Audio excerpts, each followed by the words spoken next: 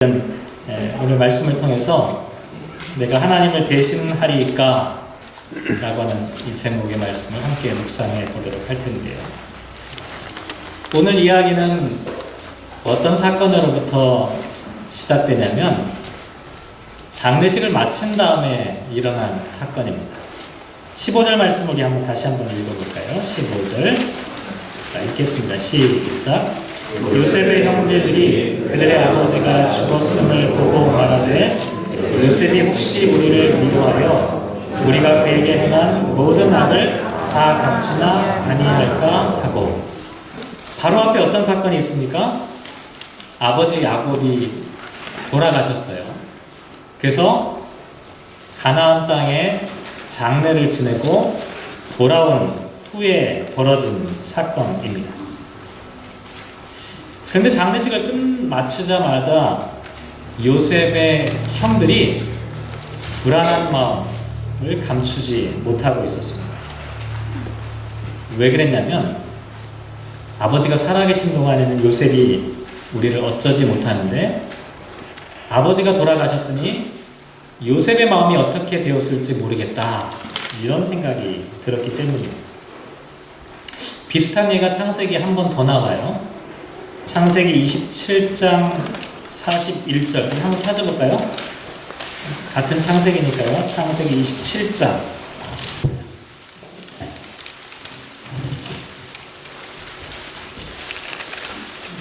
41절 말씀입니다. 자, 읽어보겠습니다. 창세기 27장 41절 말씀 시작.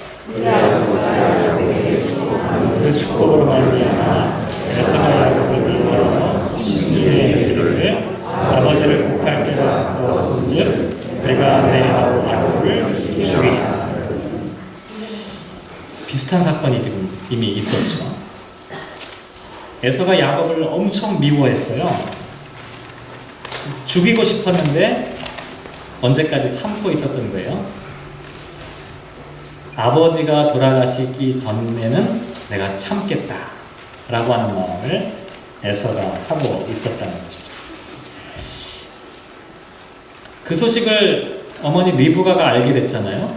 그래서 어떻게 합니까? 야곱을 멀리 삼촌 하란에 있는 삼촌 라반의 집으로 피신시키는 장면이 그 다음에 나오겠죠. 근데 거기서 재미있는 이야기가 하나 나와요. 27장 45절 말씀도 한번 읽어볼까요? 창세기 27장 45절 말씀 읽겠습니다. 시작. 내 형의 분노가 풀려 내가 자기에게 행한 것을 잊어버리거든 내가 곧 사람을 보내어 너를 거기서 불러오리라. 어찌 하루에 너희 둘을 이르랴. 마지막 부분을 한번 곰곰이 생각해 보세요. 어찌 너희 둘을 하루에 잃겠느냐. 왜 둘을 잃는다고 말을 했을까요? 왜냐하면 에서가 야곱을 죽이면 사람을 죽인 사람은 반드시 보복하도록 되어 있거든요. 그러니까 어떻게 돼요? 야곱을 죽인 에서도 죽여야 되는 거예요. 그러니까 엄마의 입장에서 보면 에서가 야곱을 죽이면 에서도 잃게 된다라고 하는 것을 미리 알고 있었던 거죠. 어쨌든 이런 이야기가 창세기에 여러 번 등장하는데 아버지가 살아 계시는 동안에는 보복하지 않았다는 것을 우리가 알 수 있어요. 근데 아버지가 지금 돌아가시고 나니까 요셉의 형들의 입장에서 보면 불안해지기 시작한 거죠. 그래서 어떻게 이야기를 합니까? 오늘 본문 16절 다시 보시죠. 16절 시작. 요셉에게 말을 전하여 이르되 당신의 아버지가 돌아가시기 전에 명령하여 이르시기를, 유언을 남겼다는 얘기예요. 당신의 아버지가 돌아가시기 전에 당신에게 유언을 남겼는데 그 유언이 뭐냐? 17절에 나와 있죠. 시작. 너희는 이같이 요셉에게 이르라. 내 형들이 내게 악을 행하였을지라도 이제 바라건대 그들의 허물과 죄를 용서하라 하셨나니 당신의 아버지의 하나님의 종들인 우리 죄를 이제 용서하소서 하매 요셉이 그들이 그에게 하는 말을 들을 때에 울었더라. 아버지가 유언을 남겼는데 절대로 형들한테 보복하지 마라. 니네 형들이 잘못한 건 맞다. 그런데 절대로 형들에게 보복하지 말라라고 하는 유언을 남겼다고 요셉에게 이야기를 한 거죠. 근데 여기서 재미있는 표현은 뭐냐면 아버지의 입을 빌어서 형들이 했던 그 행위가 허물이라고 표현하고 있고 죄라고 표현하고 있고 악이라고 표현을 하고 있다라고 하는 사실이에요. 이게 어떤 의미가 있냐면 구약 성경에서 허물과 죄와 악이라고 지금 이 본문 가운데 기록되어져 있는 이 말씀들은 어떤 상황에서 쓰이는 말씀들이냐면 거의 대부분이 하나님을 향하여 범죄했을 경우에 사용하는 단어들이에요. 실제로는 어떤 일이었습니까? 요셉의 형들이 요셉에게 범했던 잘못이었어요. 근데 이 요셉의 형들이 범했던 잘못을 뭐라고 표현하고 있냐면 하나님께 죄를 범했다라고 할 때 사용하는 그 악과 허물과 죄라고 하는 단어를 지금 사용하고 있다라고 하는 사실입니다. 무슨 얘기냐면 창세기 50장에 이르러서는 지금 이렇게 말씀하고 있는 거예요. 요셉의 형들이 요셉에게 저질렀던 그 잘못은 개인적인 잘못이 아니라 하나님에 대한 잘못이었다라고 말하고 있다는 것이죠. 결국 우리가 살아가면서 이 땅 가운데 사람과 사람 사이에 맺어지는, 사람과 사람 사이에 발생하게 되는 인간적인 잘못과 허물들은 결국 하나님을 향한 죄와 허물이 된다라고 하는 사실을 우리에게 말씀해 주고 있습니다. 내가 어떤 사람에게 범한 윤리적인 잘못조차도 그것이 하나님을 향한 것이 된다라고 하는 것을 우리가 기억할 필요가 있다는 것이죠. 어쨌든 이와 같은 형들의 모습을 보면서 요셉이 17절 마지막 절에 어떻게 반응했냐면 그들이 하는 말을 들을 때에 울었더라 라고 말하고 있습니다. 울었어요. 왜 울었을까요? 아마도 요셉의 입장에서는 안타까웠기 때문이었을 거예요.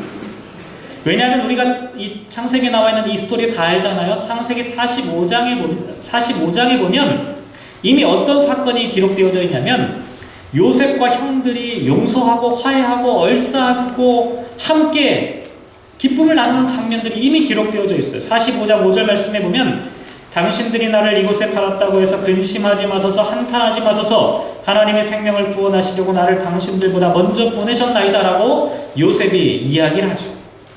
그러면서 어떻게 하냐면 45장 15절 말씀에 보면 요셉이 또 형들과 입맞추어 안고 오니 형들이 그제서야 요셉과 말하였다라고 성경은 기록하고 있어요. 그동안 형제간에 단절되었던 그 대화가 비로소 형제들과 함께 끌어안고 통곡하며 울며 용서하며 이제 모든 것들이 다 해결된 것이 45장에 나와 있는 내용이었습니다. 요셉은 용서했어요. 다 잊어버렸어요. 근데 50장에 와서 아버지 장례를 마치고 난 다음에 형들의 반응을 보고 난 다음에 요셉은 깜짝 놀라지 않을 수 없었다는 거예요. 아니 나는 다 용서했는데 왜 형들은 두려워할까? 나는 그 문제에 대해서 한 번도 형들에게 보복하거나 원한을 갚아야 되겠다고 생각한 적이 한 번도 없는데 형들은 그렇게 생각하고 있지 않았다는 거예요. 이게 죄와 죄책감의 문제를 우리가 좀 깊이 생각해보면 이해할 수 있는 문제입니다. 죄는 용서받아도 이 죄책감은 결코 쉽게 사라지지 않는다라고 하는 사실이에요. 여러분 혹시 보신 분이 계신지 모르겠지만 밀양이라고 하는 영화가 한국에서 개봉한 적이 있었죠. 벌써 몇 년 된 걸로 기억이 되는데 그 영화가 많은 크리스찬들에게 위기감을 줬어요. 이게 기독교를 공격하는 영화구나. 그 영화 스토리 아마 어떤 내용인지 다 아실 거예요. 어떤 내용이냐면 이런 내용이에요. 한 부인이 남편이 사고로 죽었어요. 그래서 남편의 고향이 어디냐면 밀양이에요. 밀양에 내려가서 아들과 함께 피아노 학원을 하면서 살아가게 되는데요. 아들도 거기서 죽게 돼요. 유괴를 당해서 죽게 되는데 이 엄마가 미치죠.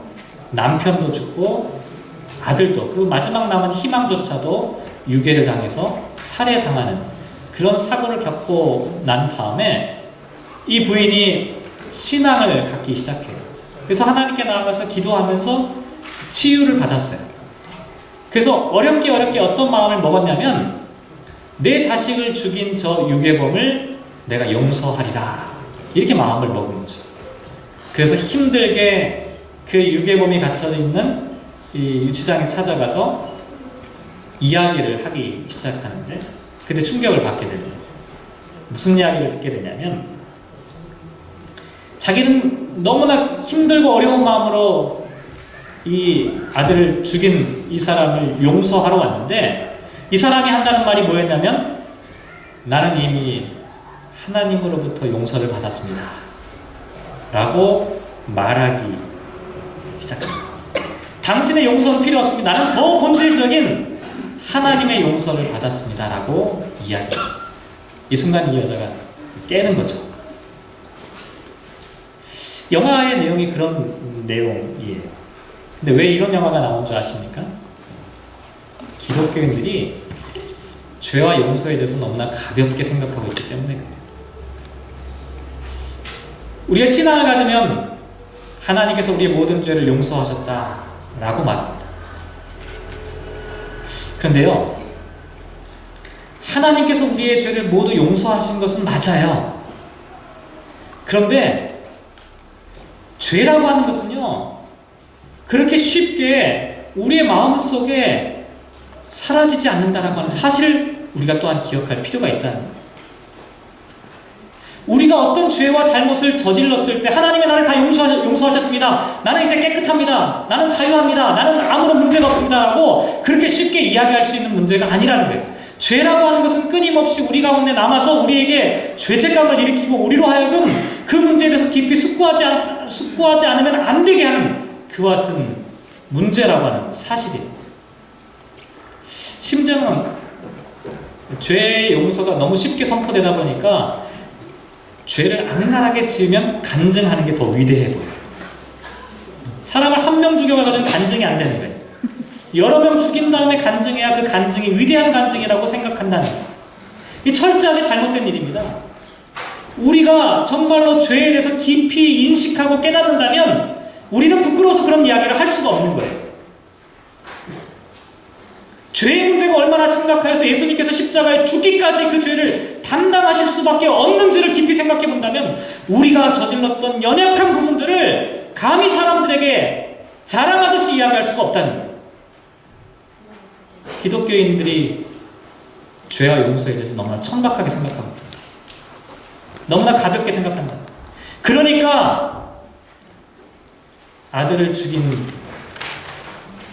그 엄마가 자식을 용서하려고, 자식을 죽인 그 범인을 용서하려고 굳게 마음먹고 찾아갔다가 신앙을 버리는 그런 일들이 생겨납니다. 어쨌든 오늘 본문에 있는 이야기를 생각해보면 요셉의 형들은 그나마 최소한의 양심은 갖고 있었던 사람들이었어요. 제가 볼 때는 그래요.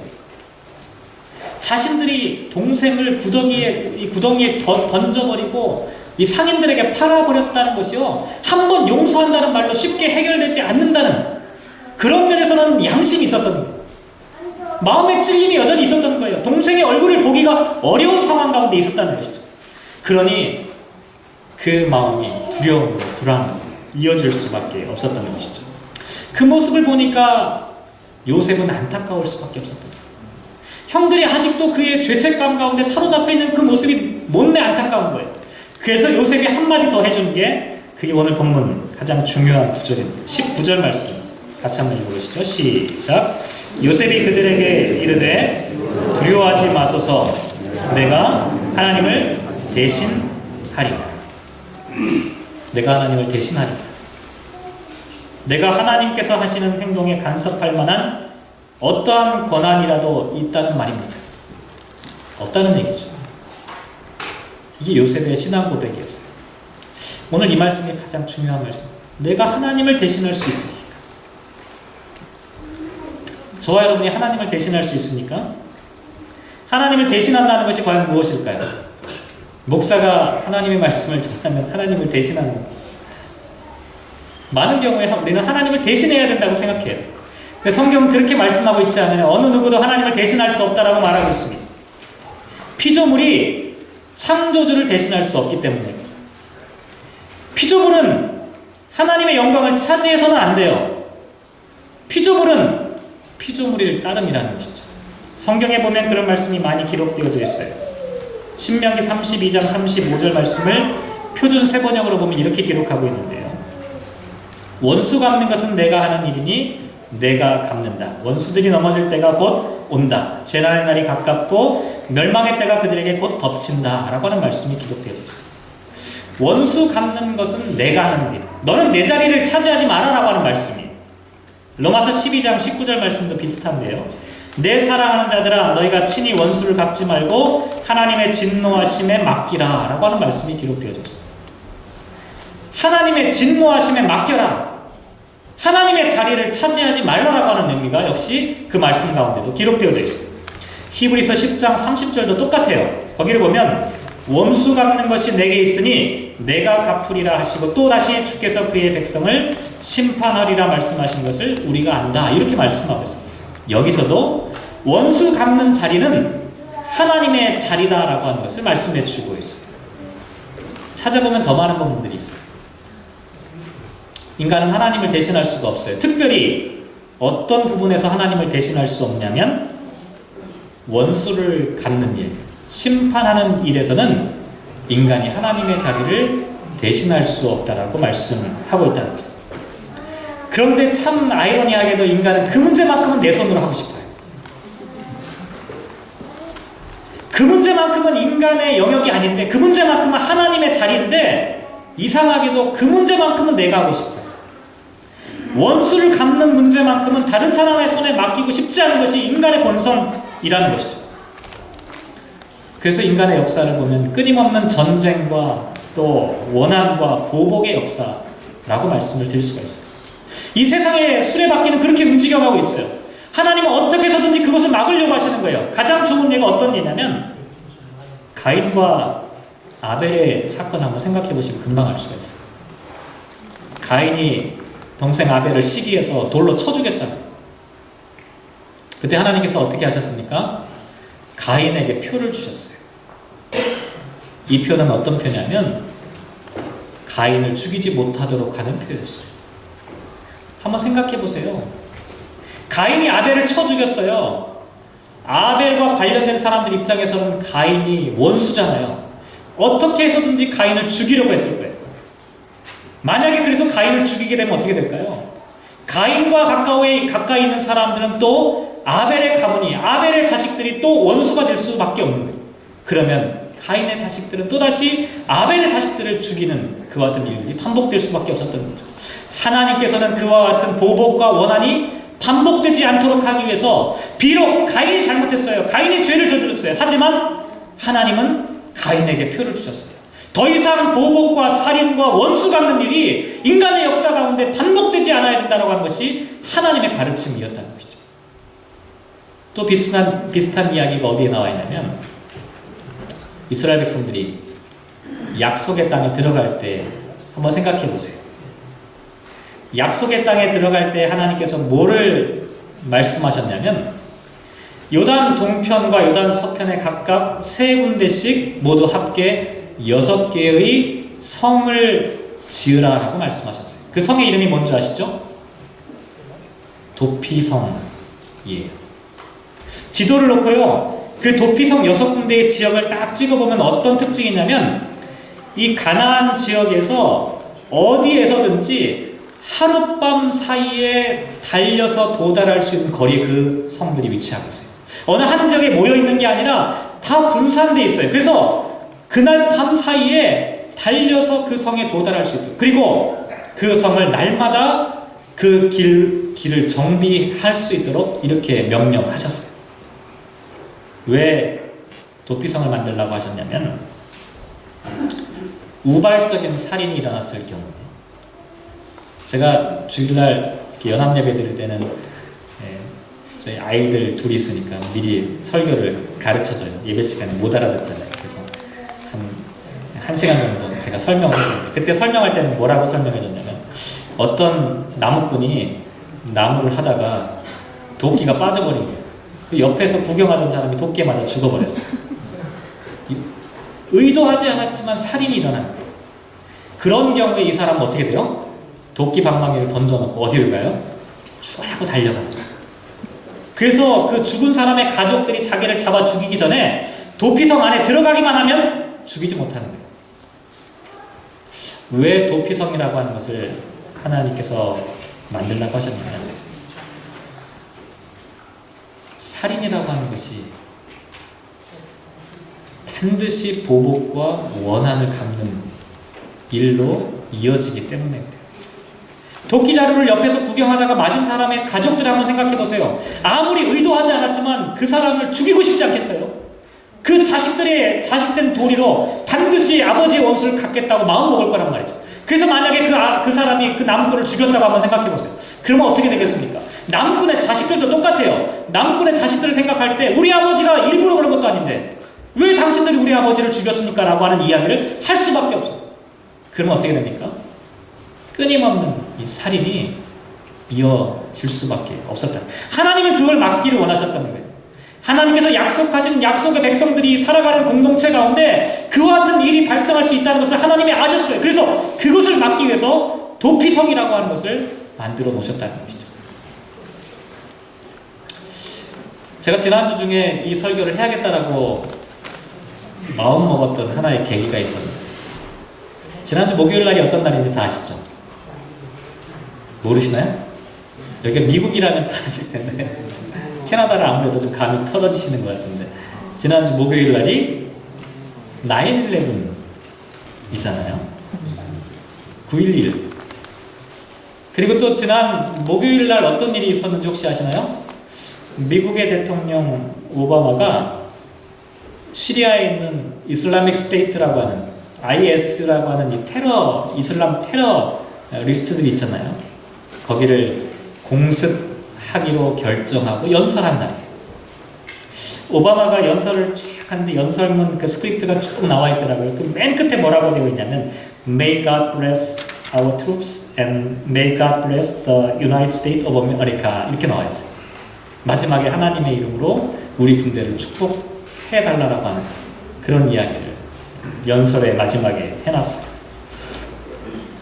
참 아이러니하고 안타까운 일이에요. 인간의 역사는 끊임없이 이와 같은 일들이 반복되고 있어요.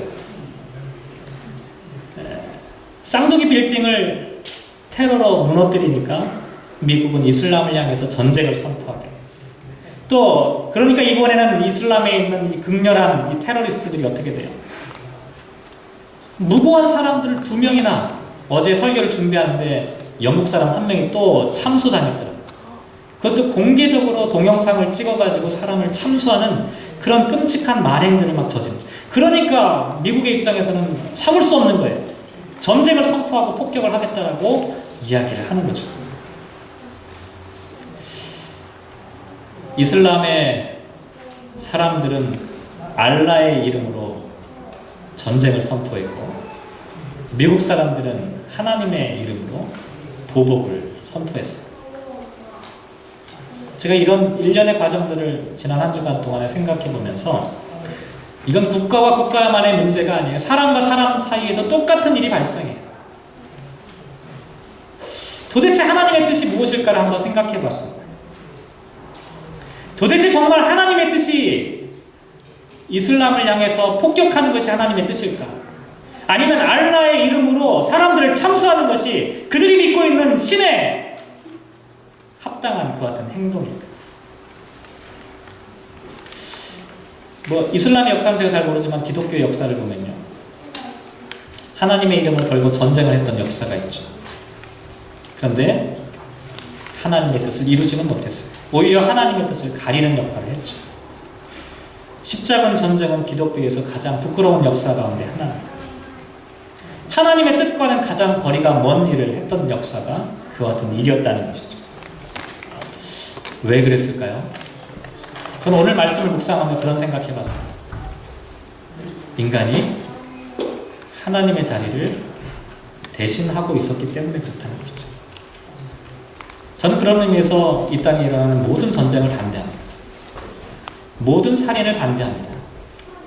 저는 개인적으로 사형 폐지론자예요. 이 땅에 있는 어떠한 살인도 어떠한 전쟁도 용납되어서는 안 된다고 생각합니다. 왜냐하면 사람에 대한 최종적인 판단은 인간이 할 수 없기 때문에 사람의 생명을 맞추는 일을 인간의 손으로 해서는 안 된다는 것. 그것은 인간이 할 수 있는 일이 아니에요. 인간의 자리가 아니에요. 그것은 하나님만이 하실 수 있는 일이라는 것이죠. 그런데 그것을 인간이 하려고 하는 거예요. 보복과 원한을 인간 스스로 갚아버리려고 하는 거예요. 그러니까 끊임없이 인간의 삶 가운데는 전쟁이, 분열이, 다툼이, 원수를 갖는 일들이 우리들의 삶 가운데 계속해서 일어나게 된다는 것이죠. 문제는 이것을 어떻게 끊어내느냐 하는 거예요. 오늘 본문 말씀에 거기에 대한 비결이 나와 있습니다. 왜냐하면 요셉은 그것을 끊어냈기 때문에 그래요. 어떻게 요셉이 그것을 끊어낼 수 있었습니까? 오늘 본문 20절 한번 보시죠. 20절 읽겠습니다. 시작. 당신들은 나를 해하려 하였으나 하나님은 그것을 선으로 바꾸사 오늘과 같이 많은 백성의 생명을 구원하게 하시려 하셨나니 라고 말씀하고 있습니다. 요셉은 하나님을 믿었던 사람인데 어떤 하나님을 믿었냐면 사람들의 마음속에 품고 있는 악한 계획이나 행동조차도 하나님께서는 선한 열매를 이끄시는, 선한 열매로 인도하시는 그것이 바로 하나님의 섭리라고 하는 것을 요셉은 믿고 있었다는 것이죠. 내가 직접 원한을 갚지 않아도 악을 선으로 바꾸시는 하나님의 섭리가 있다라고 하는 것을 요셉은 믿고 있었다는 거예요. 이 하나님의 섭리를 믿고 있었기에 그는 끝까지 기다릴 수가 있었던 거예요. 내가 이렇게 어렵고 힘들고 불행한 일을 당한다 할지라도 하나님의 섭리가 있다면 그 하나님의 섭리는 반드시 하나님의 생명을 이끌 것이다 라고 하는 믿음을 요셉은 잃지 않았다는 것입니다. 이것은 잘못한 것을 그냥 덮어놓는 것과는 다릅니다. 형들이 잘못한 것을 묵인하는 차원이 아니에요. 비록 형들이 잘못했지만 그 형들에 대한 심판을 내가 스스로 하는 것이 아니라 하나님께서는 이 형들의 잘못조차도 하나님의 구원을 이루는 그 위대한 재료로 사용하신다는 것이 요셉의 마음속에 있었던 믿음이었다는 것이죠. 이게 요셉의 신앙 고백이었어요. 우리가 하나님을 믿는다라고 하면 우리도 이와 같은 신앙 고백을 가져야 하지 않을까요? 제가 이번 주에 설교를 준비하면서 성서 일과를 우리가 함께 듣고 있잖아요. 봉독하지는 않았지만 오늘 성서 일과를 보신 분들은 아시겠지만 출애굽기 14장 말씀이 포함되어져 있어요. 출애굽기 14장 말씀이 어떤 내용이냐면 이스라엘 백성들이 출애굽했잖아요. 탈출에 성공했는데 어떻게 합니까? 앞에 홍해 바다가 가로막고 있는 거예요. 근데 뒤에서 누가 쫓아와요? 애굽의 군대가 쫓아오는 장면이 출애굽기 14장에 나와 있는 말씀이에요. 제가 이 말씀을 묵상하면서 도대체 왜 이 말씀이 이번 주 성서 일과에 들어있을까 참 고민이 되더라고요. 왜냐하면 마태복음 18장 말씀에는 어떤 말씀이 나오냐면 7번씩 70번이라도 용서하라는 말씀 나오고요. 로마서 14장 말씀 보면 형제를 비판하거나 업신여기지 말라라고 하는 말씀이 들어있어요. 창세기 50장 우리가 읽었던 이 말씀도 어떤 말씀이냐면 요셉이 형들을 용서하는 장면이 기록되어 있어요. 나머지 본문들은 다 어떤 말씀이냐면 용서하고 이해하고 받아들이는 그런 이야기가 기록되어 있는데 출애굽기 14장만큼 어떻게 되어 있어요? 싸우는 이야기가 기록되어 있어요. 이게 잘 이해가 안 가요. 그런데 출애굽기 14장 말씀을 제가 곰곰이 묵상하면서 나머지 말씀들과 출애굽기 14장 말씀이 깊은 연관성이 있다라고 하는 사실을 깨닫게 되었어요. 왜냐하면 다시 한번 머릿속에 상상해 보시기 바랍니다. 앞에는 홍해 바다가 가로막혀 있고 뒤에서는 누가 쫓아와요? 이집트의 군대가 추격해 오고 있습니다. 여러분 같으면 어떻게 하시겠어요? 제가 그 상황이었다면 배수진을 쳤을 것 같습니다. 어려운 단어를 썼네요. 우리 아이들에게는 참 어려운. 배수진을 쳤겠죠. 그렇지 않습니까? 뒤에는 바다가 있고 홍해 바다가 있고 앞에는 이집트의 군사들이 병거를 이끌고 쳐들어오니까 어떻게 합니까? 오합지졸이긴 하지만 이스라엘 백성들을 다 정멸시켜가지고 돌멩이라도 던지라고 그렇게 하지 않았어요. 그런데 말씀을 보니까 참 이상하게도 모세는 뒤에서 군대가 쳐들어오고 있는데 가로막혀 있는 홍해 바다를 바라보고 있었어요. 저 같으면 돌아서서 이집트 군사와 전쟁을 했을 것 같은데 모세는 홍해 바다를 바라보면서 그 바다의 지팡이를 내리치기죠. 모두 같은 말씀이라는 생각을 제가 하게 됐어요. 모세는 이집트 군사와의 전쟁을 하나님께 맡깁니다. 하나님의 최종적인 판단을 하나님께, 그 이집트 군사들과의 이 전쟁을 하나님께 맡겨요. 하나님을 대신하지 않았던 요셉이나 홍해 바다를 향해 지팡이를 내리꽂았던 모세의 이야기는 그래서 결코 다른 이야기가 아니었다는 것이죠. 당신들이 나를 해하려 하였지만 하나님은 그것을 선으로 바꾸시는 분을 믿었던 요셉만이 할 수 있던 일이고, 하나님을 의지하여 출애굽하여 홍해 바다 앞에서 지팡이를 내리꽂았던 그 모세도 자신의 군대를 갖고 전쟁을 하지 않았던 그 이유도 하나님께서 가로막힌 이 홍해 바다를 하나님의 능력으로 인도하실 것이라고 하는 것을, 하나님의 섭리를 믿었던 사람이 바로 모세였기 때문에 모세는 그렇게 그 길로 나아가게 되었다는 것이죠. 저와 여러분에게도 이와 같은 믿음이 있었으면 참 좋겠습니다. 이 세상에서 벌어지고 있는 보복과 살인, 원한과 갈등, 그것은 우리의 몫이 아니라는 것을 고백하고 하나님께 맡겨드릴 수 있는 믿음이 우리에게 있었으면 좋겠습니다. 여기서 설교가 딱 끝났으면 좋았을 텐데 말씀을 묵상하다가 하나가 더 생각이 났어요. 그게 뭐냐면, 하나님을 대신하리까? 라고 하는 이 질문이 질문일 수도 있고 질문이 아닐 수도 있다라고 하는 사실입니다. 다시 말씀드리면, 우리는 하나님을 대신해서는 안 됩니다 라고 하는 의미도 되지만, 요셉의 이야기를 잘 분석해보면 우리는 하나님을 대신해야 하는 것도 있습니다 라고 말하고 있다는 사실이에요. 왜 그러냐면, 봉독하지는 않았지만 오늘 21절 말씀 같이 한번 읽어보시죠. 21절 말씀 읽겠습니다. 시작. 당신들은 두려워하지 마소서. 내가 당신들과 당신들의 자녀를 기르리이다 하고 그들을 간곡한 말로 위로하였더라. 여기 나와 있는 말 중에 간곡하다라고 하는 말은요, 심장이라는 의미를 갖고 있어요. 그래서 요셉의 진심을 나타내요. 원수 갚는 일은 하나님을 대신할 수 없는 일이라고 고백하고 있는데, 그런 고백을 하면서 요셉은 또한 뭐라고 말하냐면, 내가 형들을 지켜주겠습니다. 내가 형의 자식들을 보호해 주겠습니다. 그것을 자신의 심장을 걸고 이야기를 했다는 거예요. 앞에서도 말씀드렸지만 마태복음 18장에 있는 그 말씀이, 성서일과에 나가는 이 말씀이 지난주에도 잠깐 말씀드렸죠. 베드로가 이렇게 말하죠. 주여, 형제가 내게 죄를 범하면 몇 번이나 용서하여 주리이까? 7번까지 하오리까? 그러니까 예수님께서 뭐라고 대답하셨냐면 7번뿐 아니라 7번을 70번까지라도 할지니라 라고 말씀하셨어요. 그리고 그 다음에 어떤 이야기가 나오냐면 1만 달란트 빚진 사람을 탕감해 줬는데 그 사람이 자기한테 100달란트 빚진 사람을 감옥에다 가둬버린 거예요. 그러니까 예수님께서 마지막에 뭐라고 말씀하셨냐면, 너희가 각각 마음으로부터 형제를 용서하지 아니하면 나의 하늘 아버지께서도 너희에게 이와 같이 하시리라 라고 하는 말씀이 마지막에 기록되어져 있어요. 죄를 범한 형제에게는요, 7번을 70번까지라도 용서해야 합니다. 왜냐하면 우리는 하나님을 대신하여서 심판할 수 없기 때문에. 그럼에도 불구하고 우리는 우리에게 빚진 사람을 용서해야 돼요. 왜냐하면 그것이 우리가 하나님을 대신해서 이 땅에서 해야 할 일이기 때문입니다. 우리는 하나님을 대신할 수 없어요. 보복하고 미워하는 일. 그러나 우리가 하나님을 대신해야만 하는 일이 있어요. 그것은 요셉이 했던 것처럼 생명을 지키고 보호하고 살리는 일이에요. 우리가 이 땅에서 그리스도인으로 존재하는 이유가 바로 여기에 있습니다. 우리는 하나님을 대신해서 생명을 살리는 일을 감당하는 사람으로 하나님께서 불러주셨다는 거죠. 사랑하는 성도 여러분, 하나님을 대신하리이까? 요셉의 이 말씀을 함께 묵상하시면 하나님을 대신할 수 없는 자리에는 서지 마시기 바랍니다. 그러나 아무도 하나님을 대신하지 않는 그 자리에 반드시 우리가 서야 할 그 순간에는 우리가 하나님을 대신하여 그 자리에 설 수 있었으면 좋겠습니다.